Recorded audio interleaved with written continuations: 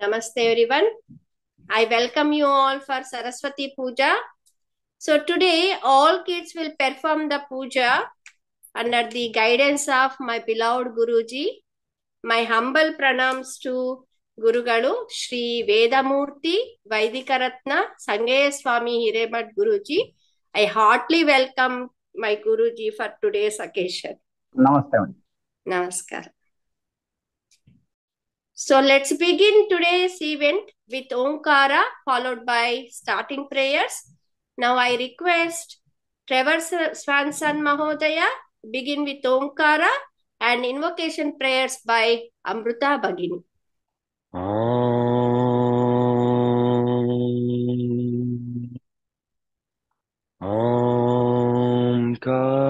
Omkaram Pranavam Vande Omkara Paramatmakam Omkaram Shivarupam Cha Shivajnana Paretara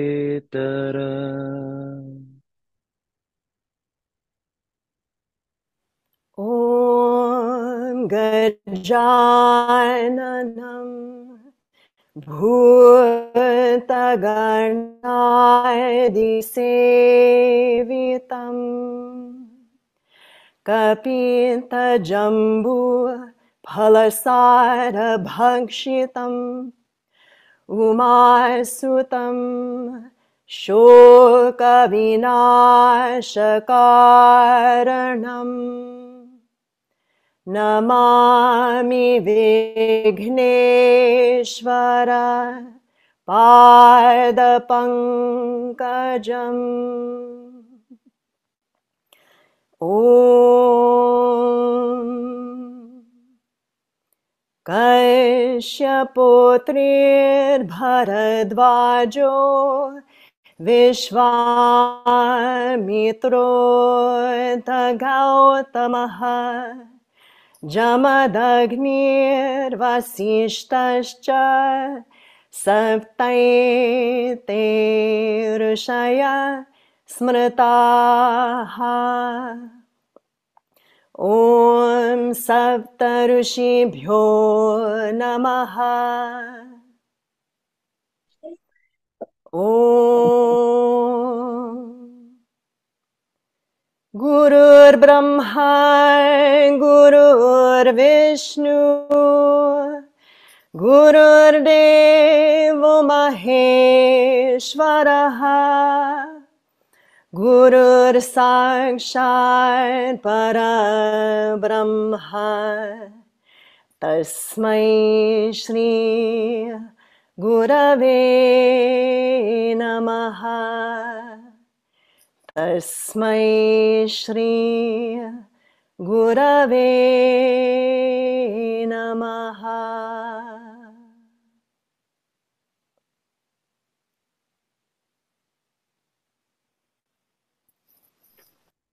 Namaste Guruji. Namaste everyone. Thank you all for joining today's occasion. All of you are welcome to grace this auspicious occasion of Saraswati Puja with your friends and family virtually. Ma Saraswati is the goddess of knowledge, music, and art. And by performing Saraswati Puja, we invoke the blessings of the goddess for success in learning, arts, and crafts. Together, let's offer our prayers to Ma Saraswati. Om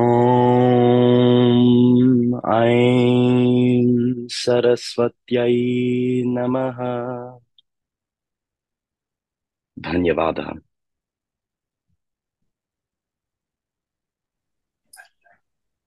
Dhanyavadaha Mahodaya and Bhagini. So with this note, we'll start our event. Now, first, I request Guruji to bless all of us by his precious words.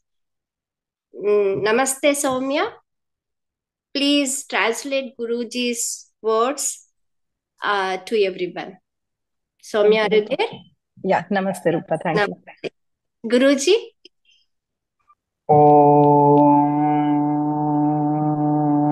Shri ಗುರುಭ್ಯೋ ನಮಃ. ಶ್ರೀ ಮಹಾಗಣಪತಯೇ ನಮಃ. ಶ್ರೀ ಮಹಾಸರಸ್ವತ್ಯೈ ನಮಃ. ಪ್ರಪ್ರಥಮದಲ್ಲಿ ಶ್ರೀಮದ್ ವೇದ ವೇದಾಂತ ಸಿದ್ಧಾಂತ ಪುರಾಣಾಗಮ ಸಕಲ ಶಾಸ್ತ್ರ ಸುಪ್ರಸಿದ್ಧ ವಿಮಲ ವೀರಶೈವ ಮಹಾಮತ ಸಂಸ್ಥಾಪನಾಚಾರ್ಯವರ್ಯರು, ಜಗದಾದಿ ಜಗದ್ಗುರುಗಳು, ರೇಣುಕಾದಿ ಪಂಚ ಆಚಾರ್ಯರನ್ನ ಎಲ್ಲ ಹೃನ್ಮಂದಿರದಲ್ಲಿ ಸ್ಮರಿಸಿ, ನನ್ನ ಆರಾಧ್ಯ ಗುರುಗಳು, ಪ್ರಾತಸ್ಮರಣೀಯರು, ವಿದ್ಯಾಗುರುಗಳು, ವಿದ್ಯಾ ವಾಚಸ್ಪತಿ, ಬಿರುದಾಂಕಿತರು, ವಿದ್ಯಾವಾರಿಧಿ, ನಡೆದಾಡುವ ದೇವರೆಂದೇ ಪ್ರಸಿದ್ಧಿ ಪಡೆದಿರುವ ವರ್ತಮಾನದ ಕಾಶಿ ಜಗದ್ಗುರುಗಳು, ಶ್ರೀ ಶ್ರೀ ಶ್ರೀ 1008 ಜಗದ್ಗುರು ಡಾಕ್ಟರ್ ಚಂದ್ರಶೇಖರ ಶಿವಾಚಾರ್ಯ ಮಹಾಸ್ವಾಮಿಗಳವರ ಪರಮ ಪಾವನ ಪಾದ ಪದ್ಮಗಳಿಗೆ ಶಿರಸಾಷ್ಟಾಂಗ ನಮಸ್ಕಾರಗಳನ್ನು ಸಮರ್ಪಣೆಗೈದು,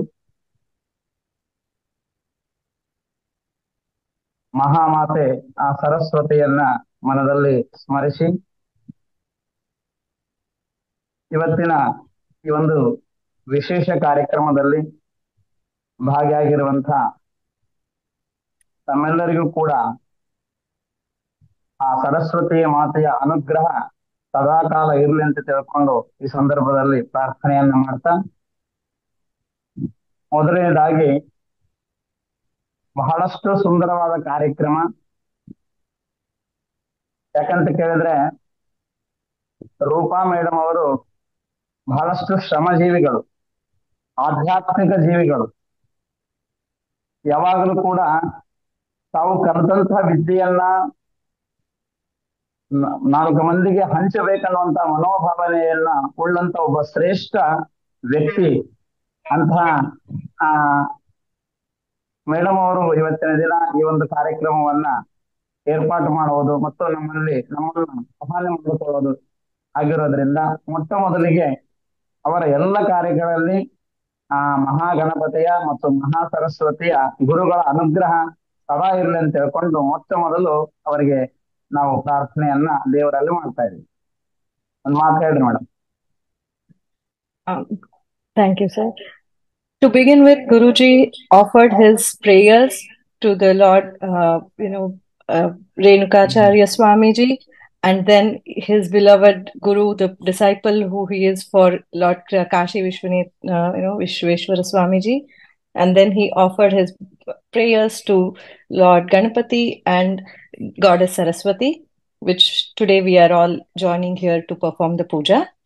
And then our most beloved teacher, Rupa teacher, if she was not there, today is not the day. So we have to thank her and, pray for God that let her, whatever she is doing today, she should continue. She is a very hardworking person and she is the one who is willing to always share and learn whatever she is learning throughout her journey. So we need to be part of this learning journey and continue our support by just showing our interest in learning. Thank you, Rupa. ತುಂಬಾ ಧನ್ಯವಾದಗಳು ಗುರುಗಳೇ. ಮೊಟ್ಟ ಮೊದಲನೇದಾಗಿ ಈ ಒಂದು ಕಾರ್ಯಕ್ರಮದಲ್ಲಿ ಭಾಗಿಯಾಗಿರುವಂತಹ ನಿಮ್ಮೆಲ್ಲರಿಗೂ ಕೂಡ ಒಂದು ಅಭಿನಂದನೆಗಳು. ಯಾಕಂದ್ರೆ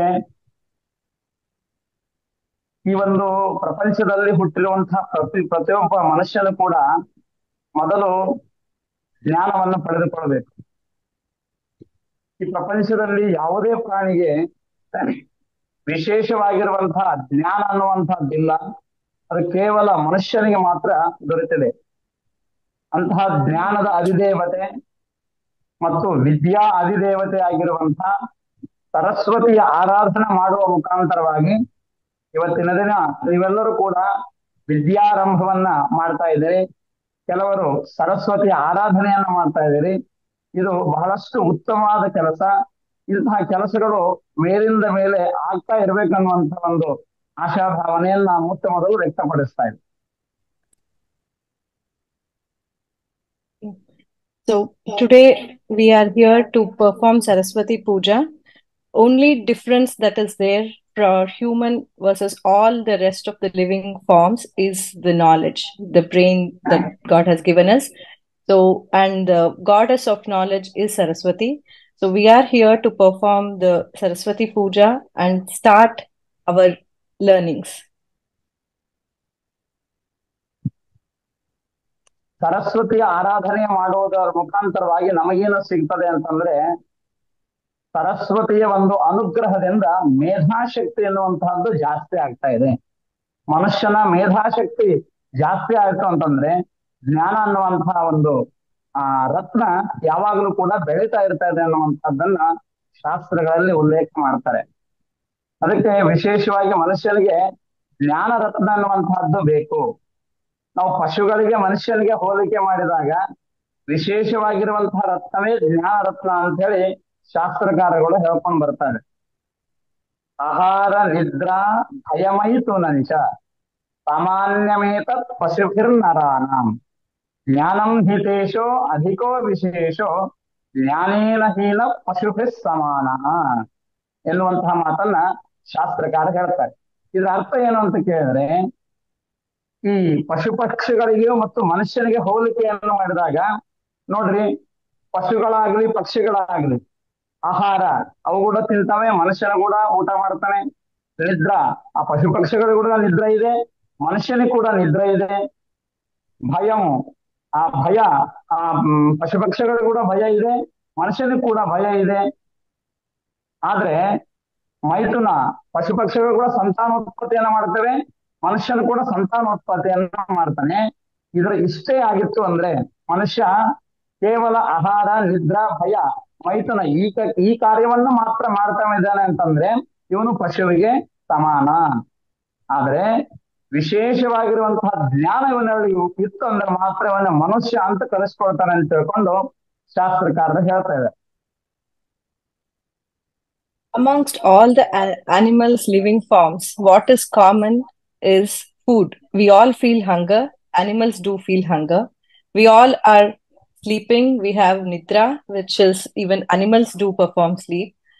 We all are fearful of what's next, and even animals are fearful of their living. And we all reproduce. So we have our progeny, and the same with animals.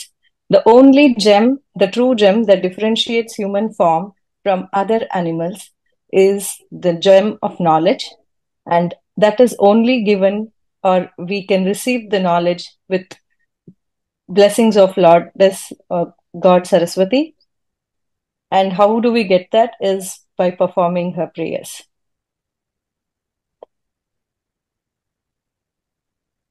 ಅಂತಹ ಇವತ್ತು ಜ್ಞಾನವನ್ನ ನೀವೆಲ್ಲರೂ ಕೂಡ ಪಡೆದುಕೊಳ್ಳೋದಕ್ಕಾಗಿ ಉತ್ಸುಕತೆಯಿಂದ ಬಹಳಷ್ಟು ಸಂತೋಷದಿಂದ ಭಾಗಿಯಾಗಿದ್ದಾರೆ.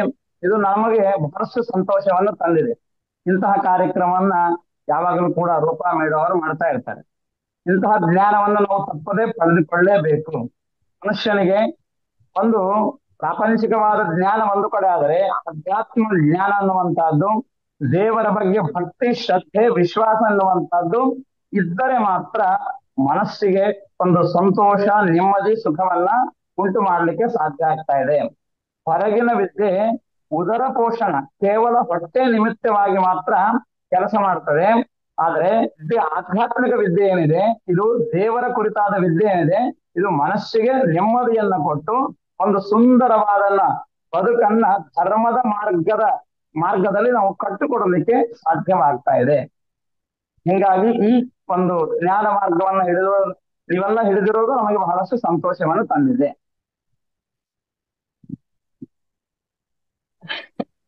Yeah, the knowledge which we all have in terms of working and leading our regular life is one side of it, but the real true knowledge of achieving our salvation is the path to religiousness and righteousness.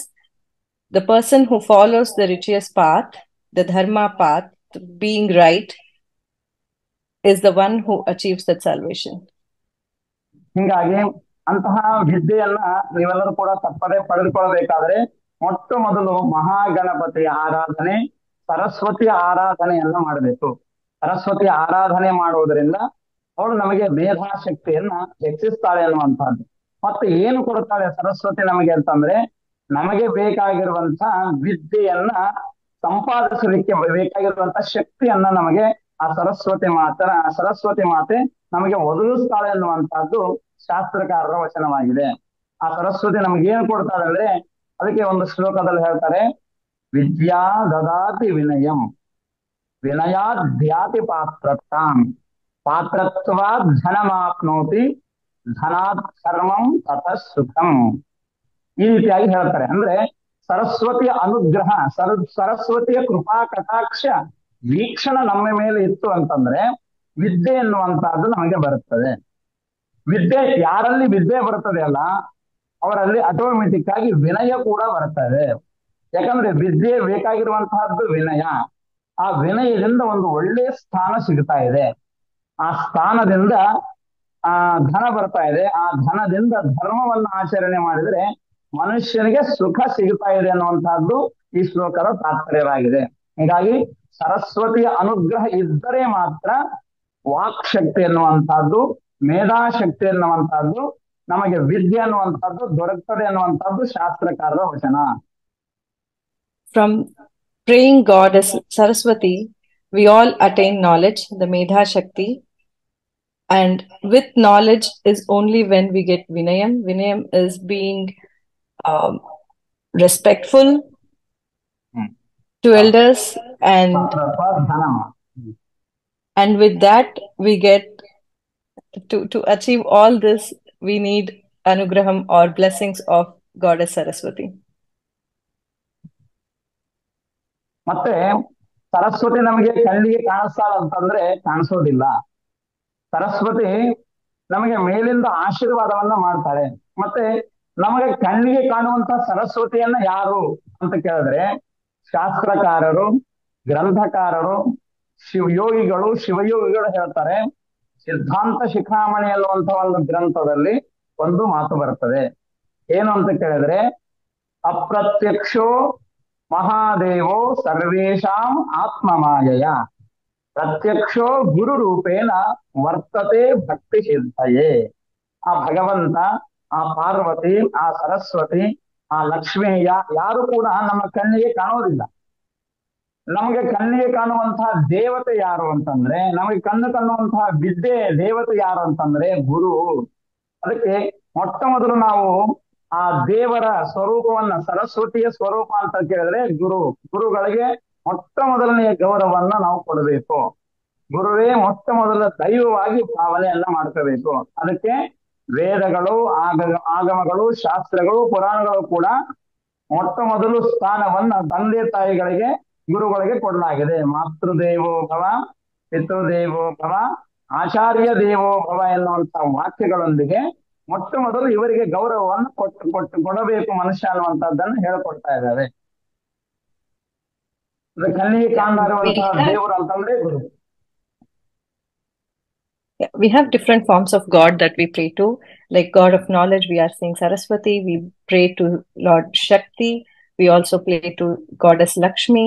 But all of these forms are not to be seen in our eyes.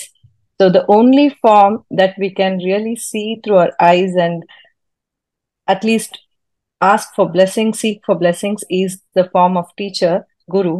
So even in our Vedas, Puranas, Shastras, we have the utmost place for Gurus. So we say Matra Devo Bhava, Pitra Devo Bhava, Acharya Devo Bhava, which is the highest form of regards we need to give to our parents.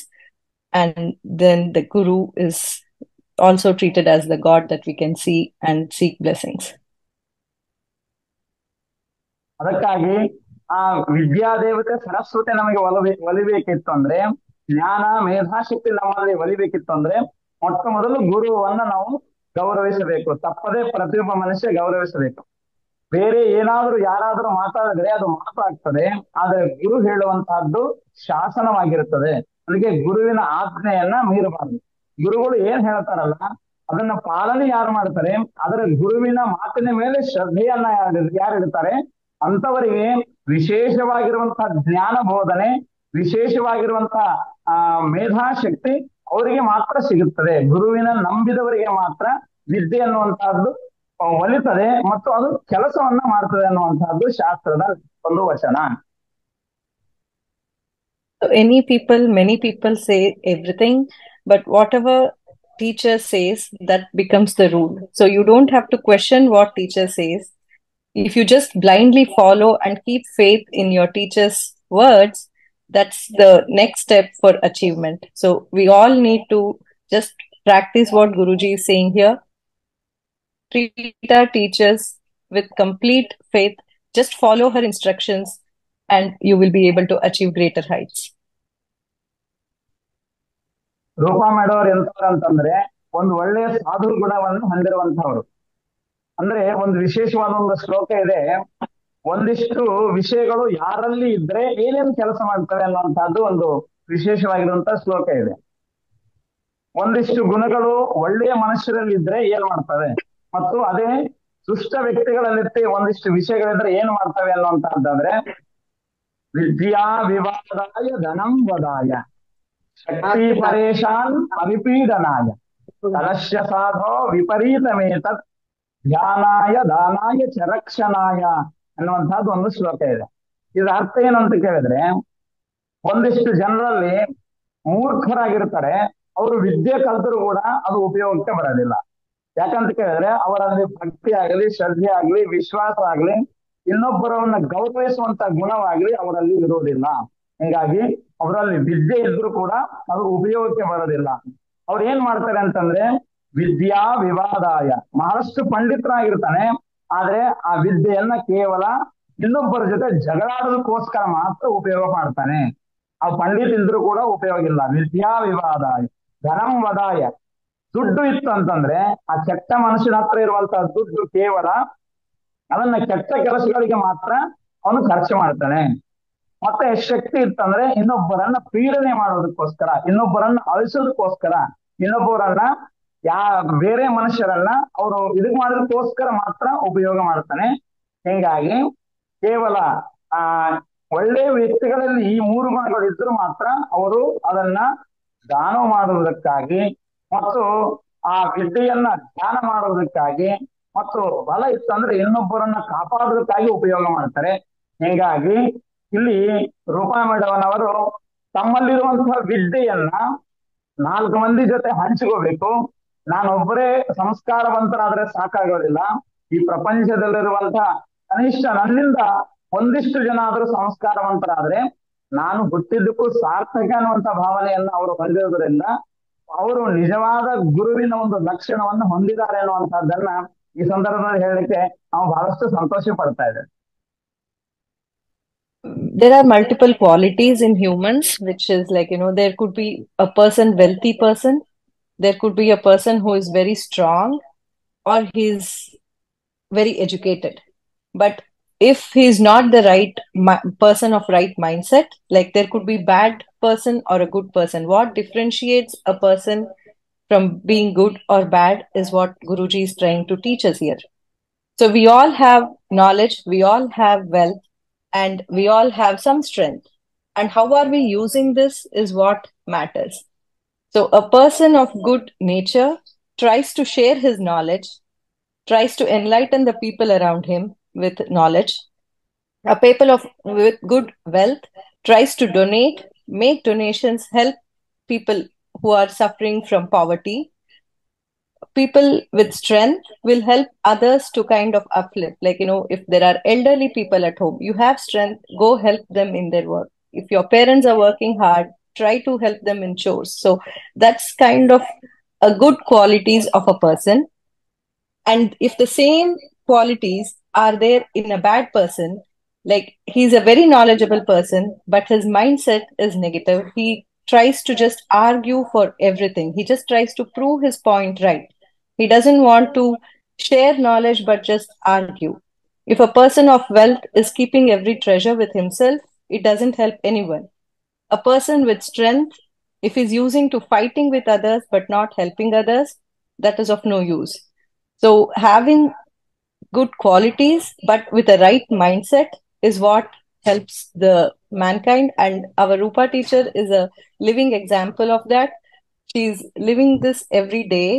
She doesn't want to keep anything that she learns to herself. She wants to share that, and she thinks by sharing her knowledge is where she's kind of making meaning of her life. This is what she sees, sarthakate, meaning I am blessed to have this human life and I want to share my knowledge to the best abilities to attain salvation. That's the belief she is in, and we are all blessed again to, be in her company. ಅದಕ್ಕೆ ಅಂತಹ ಒಬ್ಬ ಗುರುಗಳು ನಿಮಗೆ ಸಿಕ್ಕಿರುವಂತಹದ್ದು ಬಹಳ ಸಂತೋಷ. ಒಬ್ಬ ಸ್ವಾಮಿಗಳು, ಶರಣರು, ಸಂತರು, ಮಹಾಂತರು, ದೊಡ್ಡ ದೊಡ್ಡ ಜ್ಞಾನಿಗಳು ಮಾಡಬೇಕಾಗಿರುವಂತ ಒಂದಿಷ್ಟು ಕೆಲಸವನ್ನ ಇವತ್ತು ಒಬ್ಬ ಹೆಣ್ಣು ಮಗಳಾಗಿ ಅವರು ಮಾಡ್ತಾ ಇದ್ದಾರೆ. ಅದಕ್ಕಾಗಿ ಅವರಿಗೆ ನಾವು ಅಭಿನಂದನೆಗಳನ್ನ ಸಲ್ಲಿಸ್ತಾ ಇದ್ದೀವಿ. ಅದಕ್ಕೆ ಶಾಸ್ತ್ರಕಾರ ಕೂಡ ಅದೇ ಮಾತನ್ನು ಹೇಳ್ತಾರೆ. ಏನಂತ ಕೇಳಿದ್ರೆ, ವಿದ್ಯೆ ಅನ್ನುವಂತ ದಾನ, ವಿದ್ಯಾದಾನ ಅನ್ನುವಂಥದ್ದು ಬಹಳ ಶ್ರೇಷ್ಠವಾಗಿರುವಂತ ದಾನ ಅಂತ ಹೇಳ್ತಾರೆ ಶಾಸ್ತ್ರದಲ್ಲಿ. ಅನ್ನದಾನಂ ಪರಂ ದಾನಂ ವಿದ್ಯಾದಾನ ಮತಃ ಪರಂ ಅನ್ನೇನ ಕ್ಷಣಿಕಾ ತೃಪ್ತಿ ಯಾವ ಜೀವಂಶ ವಿದ್ಯೆಯ ಅಂತ ತಿಳ್ಕೊಂಡು ಶಾಸ್ತ್ರಕಾರ ಕೂಡ ಹೇಳ್ತಾರೆ. ಅಂದ್ರೆ ದಾನಗಳಲ್ಲಿ ಬಹಳಷ್ಟು ಶ್ರೇಷ್ಠವಾದ ದಾನ ಅಂತಂದ್ರೆ ಅನ್ನದಾನ ಅಂತ ಕರಿತೇವೆ. ಆದ್ರೆ ಆ ಶಾಸ್ತ್ರಕಾರ ಹೇಳ್ತಾರೆ, ಅನ್ನದಾನಕ್ಕಿಂತಲೂ ಮಿಗಿಲಾಗಿರುವಂತ, ಉತ್ತಮವಾಗಿರುವಂತ, ಶ್ರೇಷ್ಠವಾಗಿರುವಂತ ಒಂದು ದಾನ ಇದೆ. ಅದು ಯಾವುದಂದ್ರೆ ವಿದ್ಯಾದಾನ ಅಂತ ಕರೀತಾರೆ. ಯಾಕಂದ್ರೆ ಅನ್ನದಾನವನ್ನ ಮಾಡಿದ್ರೆ, ಯಾರಿಗಾದ್ರೂ ನಾವು ಅನ್ನದಾನವನ್ನು ಮಾಡಿದೆ ಅಂತಂದ್ರೆ ಕೇವಲ ಅದೊಂದು 3-4 ತಾಸು ಮಾತ್ರ ನೆನಪಿರುತ್ತದೆ. ಆದ್ರೆ ವಿದ್ಯಾದಾನವನ್ನ ಮಾಡಿದರೆ, ಜ್ಞಾನವನ್ನ ಬೋಧಿಸಿದರೆ, ಅವರಿಗೆ ಸನ್ಮಾರ್ಗವನ್ನು ತೋರಿಸಿದರೆ ಅವರ ಒಂದು ಜೀವನ ಪರ್ಯಂತವಾಗಿ ಅದನ್ನು ಗುರುತಿಸಿಕೊಳ್ಳಿಕ್ಕೆ ಸಾಧ್ಯ ಆಗ್ತದೆ. ಇಂತಹ ಒಂದು ತತ್ವವನ್ನು ತಿಳಿದಿರುವಂತಹ ರೂಪ ಮೇಡಮ್ ಅವರು ನಿಮ್ಮೆಲ್ಲರಿಗೂ ಕೂಡ ಶ್ರೇಷ್ಠವಾಗಿರುವಂತಹ, ಅನ್ನದಾನಕ್ಕಿಂತಲೂ ಶ್ರೇಷ್ಠವಾಗಿರುವಂತಹ ವಿದ್ಯಾದಾನವನ್ನ ಮಾಡ್ಬೇಕಂತ ತಿಳ್ಕೊಂಡು ಇಂಥ ಒಳ್ಳೆ ಕೆಲಸವನ್ನ ಮಾಡ್ತಾ ಇದ್ದಾರೆ. ತಪ್ಪದೆ ನಿಮ್ಮೆಲ್ಲರಿಗೂ ಕೂಡ ಆ ಸರಸ್ವತಿಯ ಅನುಗ್ರಹವಾಗಿ ನೀವೆಲ್ಲರೂ ಕೂಡ ವಿದ್ಯಾವಂತರಾಗಿ, ಬುದ್ಧಿವಂತರಾಗಿ, ಒಂದು ಒಳ್ಳೆಯ ಮನುಷ್ಯ ಜೀವನದಲ್ಲಿ ಹುಟ್ಟಿದಕ್ಕೂ ಸಾರ್ಥಕತೆಯನ್ನು ಪಡೆಯುವಂತವರಾಗ್ಲಿ ಅಂತ ತಿಳ್ಕೊಂಡು ಈ ಸಂದರ್ಭದಲ್ಲಿ ಆ ಭಗವಂತನನ್ನು ನಾನಾದ್ರೂ ಪ್ರಾರ್ಥನೆಯನ್ನು ಮಾಡ್ತಾ ಇದ್ದೀನಿ. There are different forms of giving or donating, and the most highest form that is regarded in our culture is annadanam, which is giving food to people who are in hunger. But what Guruji is saying is there is one more form which is taking a higher place than annadanam. Annadanam, when somebody offers food, you're only taking a meal, one meal of that person. Maybe he's happy and satisfied for the next 3 to 6 hours. But if you give Vidyadanam, which is knowledge, enlighten, and show him the right way, he will be thankful to you for his life, because that will help him even learn how to make his living. So Vidyadanam is the utmost form of any danam, and we are happy and blessed to be with Rupa teacher, who is continuously doing this, and we should all be just thankful and follow her path. Thank you, Rupa. ಹೀಗಾಗಿ ನಮ್ಮನ್ನಾದ್ರೂ ಕೂಡ ಬಹಳಷ್ಟು ಶ್ರದ್ಧೆ ಭಕ್ತಿಯಿಂದ ಅವರು ಕರೆದು ಇಂತಹ ಒಂದು ಕಾರ್ಯಕ್ರಮದಲ್ಲಿ ನಮಗಾದ್ರೂ ಕೂಡ ಬಹಳಷ್ಟು ಸಂತೋಷ ಅವರು ಕರೆದ ತಕ್ಷಣ ಬರೋದಕ್ಕೆ. ಯಾಕಂದ್ರೆ ನಾವು ಈ ಭಾರತ ದೇಶದಲ್ಲಿದ್ದರೂ ಕೂಡ ವಿದೇಶದಲ್ಲಿದ್ದಂತವರಿಗೂ ಕೂಡ ನಮ್ಮ ಒಂದು ಧರ್ಮದ ಬಗ್ಗೆ ಒಂದಿಷ್ಟು ತತ್ವಗಳನ್ನ ತಿಳಿಸಿಕೊಡೋದಕ್ಕೆ ನಮಗಾದ್ರೂ ಅವಕಾಶವನ್ನ ಮಾಡಿಕೊಡ್ತಾ ಇದ್ದಾರೆ. ಹೀಗಾಗಿ ಬಹಳಷ್ಟು ಸಂತೋಷಕರವಾದ ವಿಷಯ. ನಿಮ್ಮೆಲ್ಲರಿಗೂ ಕೂಡ ಇವತ್ತು ಮೊದಲೇ ಕಲಿತಿರುವಂತವರಿಗೆ ಮತ್ತು ಇವತ್ತು ಪ್ರಾರಂಭ ಮಾಡುವಂತವರಿಗೆ ಎಲ್ಲರಿಗೂ ಕೂಡ ಆ ಭಗವಂತನ ಕಾಶಿ ಜಗದ್ಗುರುಗಳವರ ಅನುಗ್ರಹ, ಆಶೀರ್ವಾದ ಸದಾ ಇರಲಿ ಅಂತ ತಿಳ್ಕೊಂಡು ಈ ಒಂದು 2 ಮಾತುಗಳನ್ನ ಗುರುವಿನ ಪಾದಕ್ಕೆ ಅರ್ಪಣೆ ಮಾಡ್ತಾ ಇದ್ದೇನೆ. So Guruji is saying that with the blessings of Lord Shiva and the Kashi Vishweshwarnath Swamiji, he is trying to put these 2 words to all of us, and wishing all of us the very best and good luck for kids and people starting their new learnings from today, or who are continuing the learnings with the journey of the Pranava Shloka class. He is trying to wish us all the very best Thank you, Guruji. ಧನ್ಯವಾದಗಳು ಎಲ್ಲರಿಗೂ ಕೂಡ ಧನ್ಯವಾದಗಳು. ತುಂಬಾ ಧನ್ಯವಾದಗಳು ಗುರುಗಳೇ. ನಿಮ್ಮ ಆಶೀರ್ವಾದ ಅನುಗ್ರಹ ಸದಾ ನಮ್ಮೆಲ್ಲರ ಮೇಲೆ ಹೀಗೆ ಇರ್ಲಿ. Okay. ಬಹಳಷ್ಟು ಸಂತೋಷ ಮೇಡಮ್. ನೀವು ಒಳ್ಳೆ ನಾವು ಮಾಡಬೇಕಾಗಿರುವಂತ ಕೆಲಸಗಳನ್ನ ನೀವು ಮಾಡ್ತಾ ಇದ್ರಿ, ಅದೇ ಒಂದು ದೊಡ್ಡ ಸಂತೋಷ ನಮಗೆ. Okay. ತುಂಬಾ ಧನ್ಯವಾದಗಳು. Thank you so much Saumya. Thank you so much. Thank you. Thank you. Thank you, Guruji. ಧನ್ಯವಾದಗಳು. Okay.